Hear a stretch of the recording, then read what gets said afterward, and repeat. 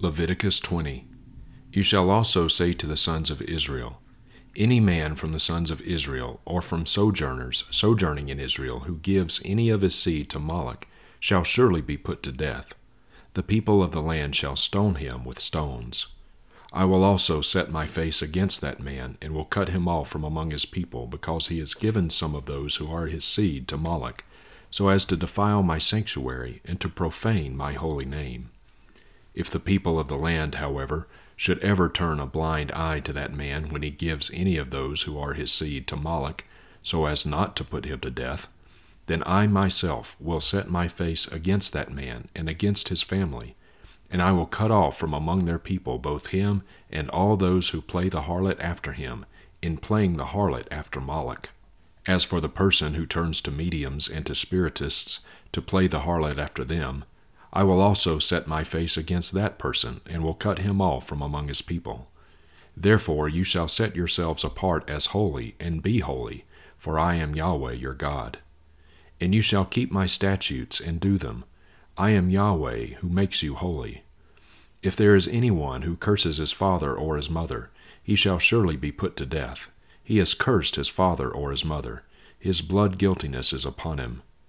If there is a man who commits adultery with another man's wife, one who commits adultery with his friend's wife, the adulterer and the adulteress shall surely be put to death. If there is a man who lies with his father's wife, he has uncovered his father's nakedness. Both of them shall surely be put to death. Their blood guiltiness is upon them. If there is a man who lies with his daughter-in-law, both of them shall surely be put to death. They have committed perversion. Their blood guiltiness is upon them. If there is a man who lies with a male as those who lie with a woman, both of them have committed an abomination. They shall surely be put to death. Their blood guiltiness is upon them. If there is a man who marries a woman and her mother, it is lewdness.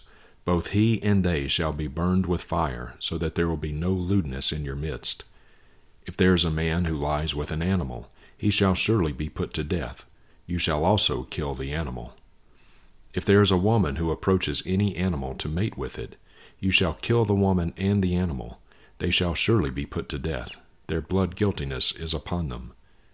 If there is a man who takes his sister, his father's daughter, or his mother's daughter, so that he sees her nakedness, and she sees his nakedness, it is a disgrace. They shall be cut off in the sight of the sons of their people. He has uncovered his sister's nakedness. He bears his guilt. If there is a man who lies with a menstruous woman and uncovers her nakedness, he has laid bare her flow, and she has uncovered the flow of her blood. Thus both of them shall be cut off from among their people. You shall also not uncover the nakedness of your mother's sister or of your father's sister, for such a one has made naked his blood relative. They will bear their guilt. If there is a man who lies with his aunt, he has uncovered his uncle's nakedness. They will bear their sin. They will die childless. If there is a man who takes his brother's wife, it is an impure act. He has uncovered his brother's nakedness. They will be childless. You shall therefore keep all my statutes and all my judgments and do them, so that the land to which I am bringing you to inhabit will not vomit you out. Moreover, you shall not walk in the statutes of the nation which I will cast out before you, for they did all these things, and therefore I have loathed them. Hence I have said to you, you yourselves shall possess their land, and I myself will give it to you to possess it, a land flowing with milk and honey. I am Yahweh your God, who has separated you from the peoples. You are therefore to separate between the clean animal and the unclean, and between the unclean bird and the clean, and you shall not make yourselves detestable by animal or by bird, or by anything that creeps on the ground, which I have separated for you as unclean.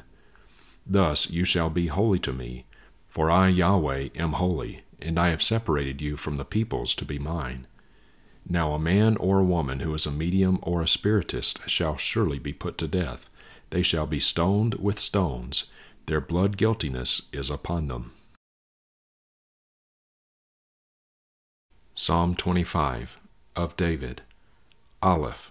To you, O Yahweh, I lift up my soul. Bet. O my God, in you I trust.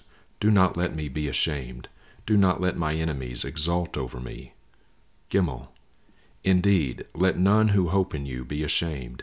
Let those who deal treacherously without cause be ashamed. Daleth. Make me know your ways, O Yahweh. Teach me your paths. Vav. Lead me in your truth and teach me, for you are the God of my salvation. In you I hope all the day. Zion. Remember, O Yahweh, your compassion and your loving kindnesses, for they have been from of old. Heth. Do not remember the sins of my youth or my transgressions. According to your loving kindness remember me, for the sake of your goodness, O Yahweh. Teth. Good and upright is Yahweh, therefore he instructs sinners in the way. Yod. May he lead the humble in justice, and may he teach the humble his way. Kaf. All the paths of Yahweh are loving kindness and truth, to those who guard his covenant and his testimonies. Lamed.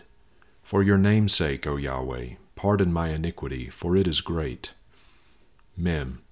Who is the man who fears Yahweh? He will instruct him in the way he should choose. Nun. His soul will abide in goodness, and his seed will inherit the land. Samak. The secret of Yahweh is for those who fear him, and he will make them know his covenant.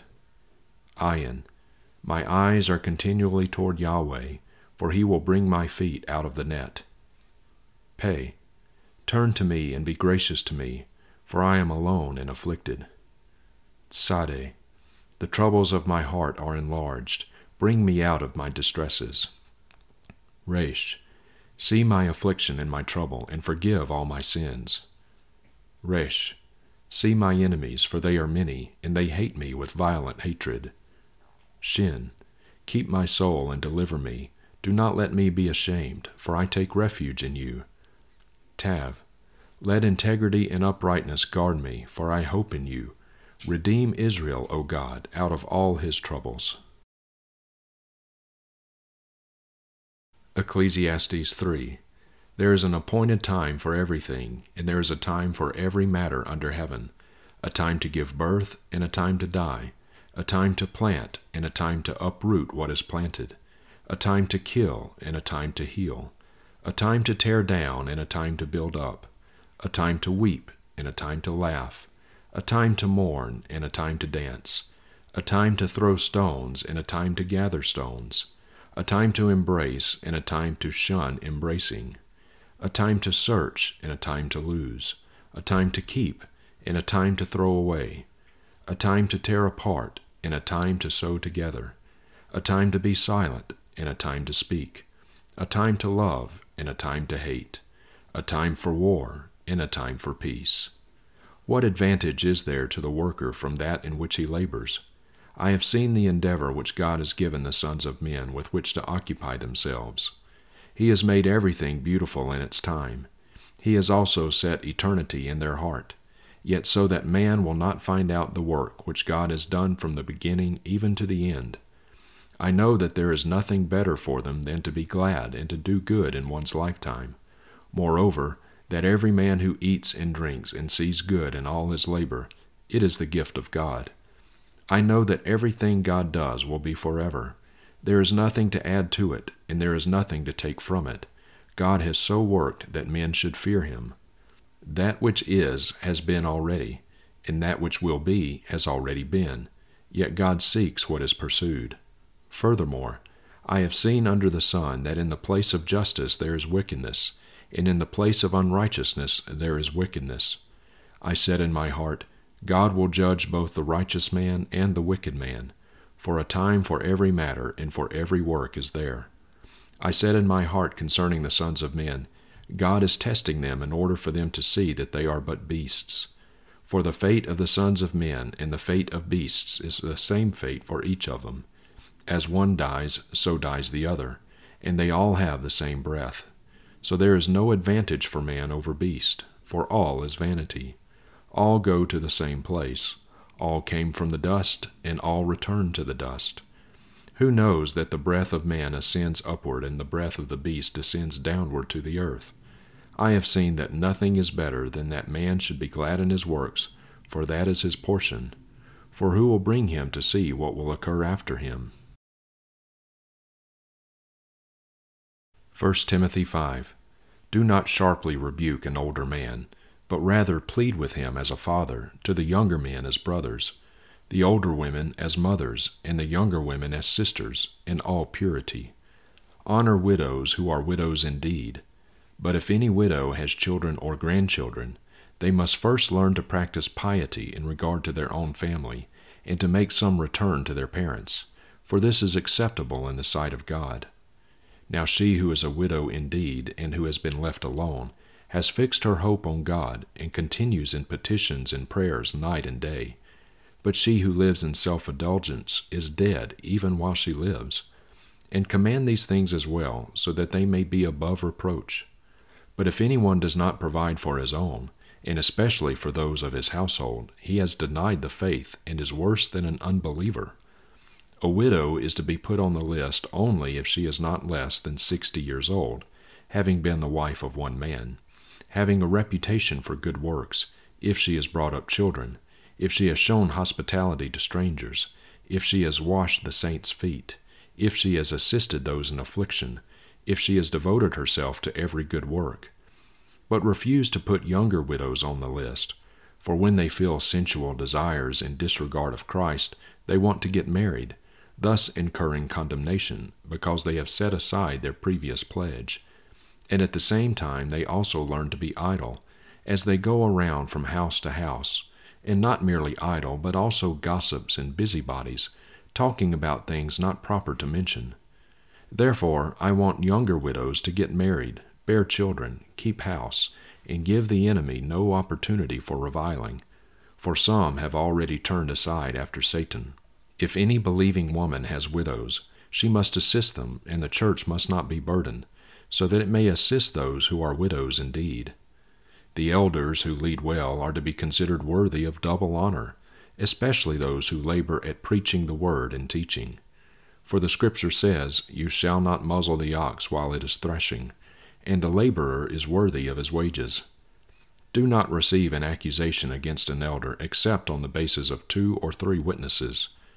Those who continue in sin reprove in the presence of all, so that the rest also will be fearful.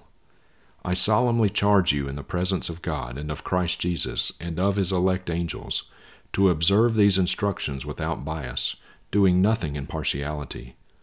Do not lay hands upon anyone hastily, and thereby share responsibility for the sins of others. Keep yourself pure.